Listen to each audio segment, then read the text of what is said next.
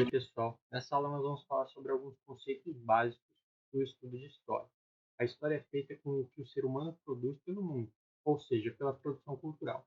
Então vamos entender um pouquinho sobre o que é cultura. Cultura é tudo aquilo que o ser humano faz. Então vamos pensar. Se você come, se você se senta, se você dorme, se você anda, se você corre, tudo que é feito pelo ser humano é uma produção cultural. Como é feito é que define qual é a cultura. Como, por exemplo, se você come com as mãos, ou se você usa um garfo, ou se você usa um hashi. A forma como você come define qual é a sua cultura. Como, por exemplo, existem algumas culturas em que arrotar após a refeição indica a satisfação, e é um desrespeito se a pessoa não arrotar após a refeição. Na nossa cultura, isso não é comum. Entretanto, apenas o ser humano é capaz de produzir cultura. Outros animais não são capazes de produzir cultura, porque apenas o ser humano é racional. Então a história faz parte das ciências humanas. Nós escrevemos a história com base na produção cultural mundial, mas de onde nós tiramos a informação é o que nós chamamos de fonte histórica. Se eu falo para vocês a palavra fonte, o que vai vir à cabeça, logicamente, é aquela fonte de água. Nesse caso, é de onde vem a água. Então, fonte é de onde vem. Fonte histórica é da onde retiramos a informação. No caso, a fonte histórica, ela pode ser um jornal do passado, um vídeo, um filme, uma foto, até o seu livro didático. Então, fonte histórica é da onde retiramos informações sobre o passado. É importante entender que uma fonte nem sempre está correta, ela pode ser manipulada. Vamos imaginar que uma pessoa lá no passado ela queria ser vista como heroína no futuro. Ela poderia manipular um vídeo, manipular uma foto, aparecendo como heroína, para que no futuro as pessoas enxergassem essa pessoa como heroína, mas ela poderia ser uma vilã. Mesmo sendo uma fonte confiável, ela pode ter sido manipulada. As pessoas envolvidas em um registro é o que nós chamamos de sujeito histórico, aquela pessoa que participou do evento. Vamos pensar então em um fato de guerra. Vamos imaginar que na Idade Média acontecia uma guerra entre dois reinos. Quais são os sujeitos históricos dessa guerra? Obviamente você deve ter falado sobre os reis, mas o mais correto é que aqueles que estiveram realmente em contato com o acontecimento é que sejam os sujeitos históricos.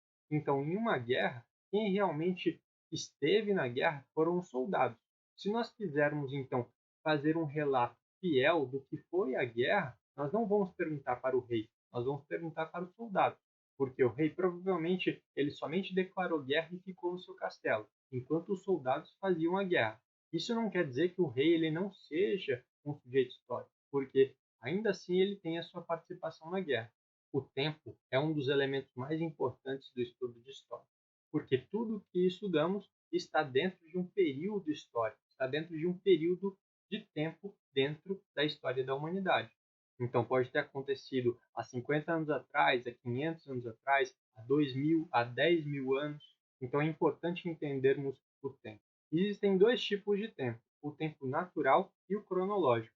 O tempo natural é o tempo da natureza, é o tempo que o ser humano não controla.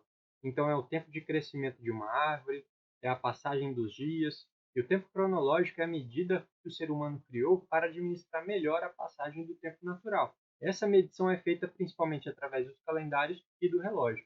Na história da humanidade surgiram diversos calendários, e justamente foram feitos para organizar o tempo do ser humano. Normalmente os calendários têm influência religiosa, como por exemplo, um mês para adorar um deus específico. Os calendários do passado sempre surgiram com influência, como por exemplo o calendário romano é uma influência do calendário grego. Durante a Idade Média, continuaram a utilizar o calendário romano, até que um padre teve a ideia de fazer alguns cálculos e descobrir a data do nascimento de Jesus Cristo. Esse padre apresentou esse cálculo para o Papa Gregório, e o Papa Gregório apresentou um novo calendário para os países católicos. Nesse novo calendário, nós temos a marcação do ano 1, que seria a data do nascimento de Cristo.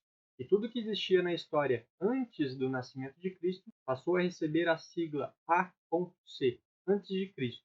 E tudo que surgiu depois do nascimento de Cristo recebeu a sigla D.C, depois de Cristo.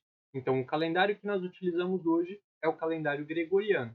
É um calendário religioso e marca o ano 1 com o nascimento de Jesus Cristo.